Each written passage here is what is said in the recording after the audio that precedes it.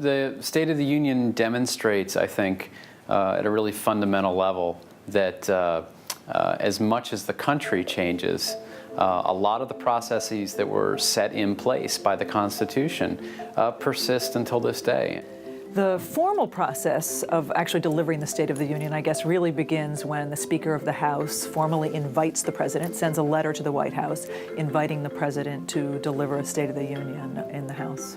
I'm honored to invite you to offer an address on the State of the Union on January 25th, 2011, before a joint session of Congress. Thank you for your consideration, and I look forward to your response. Sincerely, John Boehner.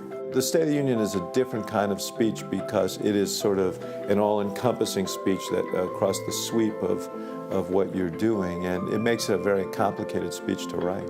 As he finishes extra pages, and I'll just walk over. I just got back to my desk, so it looks like line edits, you know, and he wrote an insert here and there, some extra stuff.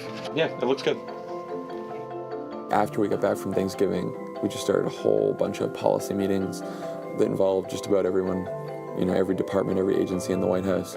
Years ago, speechwriters and presidents probably had it a little easier because all you had to do was deliver a written version of the State of the Union to Congress. And the person who came along and changed that was Woodrow Wilson in 1913, and this was really a bit of a shock to Congress at the time because they were so used to receiving the annual message in written form. It changes in the 20th century largely because of technology. Television comes along and really over the course of a couple decades revolutionizes the State of the Union. And that's when the address really garners a wide public attention. The State of the Union is the one time that the President gets to speak to the entire country and the Congress and report on where we are as a country and where he believes we have to go. What invariably happens, and it's going to happen now, is he reads through several drafts. He's done that already.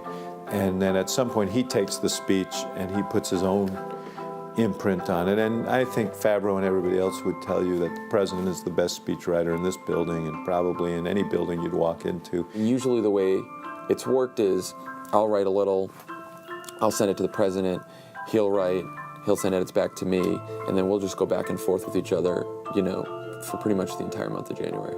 He drives all of us and himself very, very hard to get it to where he thinks it ought to be. And, you know, he treats the process with tremendous respect and just huge creativity. It's a lot of fun. We have all 551 members of Congress, all the representatives, 435, 5 delegates, a resident commissioner, and then the 100 senators. Cabinet members, the Supreme Court justices, and the Joint Chiefs of Staff. And in the galleries, there's probably about another 750 people who sit up in the galleries to watch the speech. It's a full chamber. Our Constitution declares that from time to time, the President shall give to Congress information about the state of our union.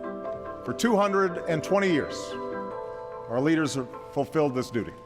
The spirit that has sustained this nation for more than 2 centuries lives on in you, its people. Let's seize this moment to start anew, to carry the dream forward, and to strengthen our union once more.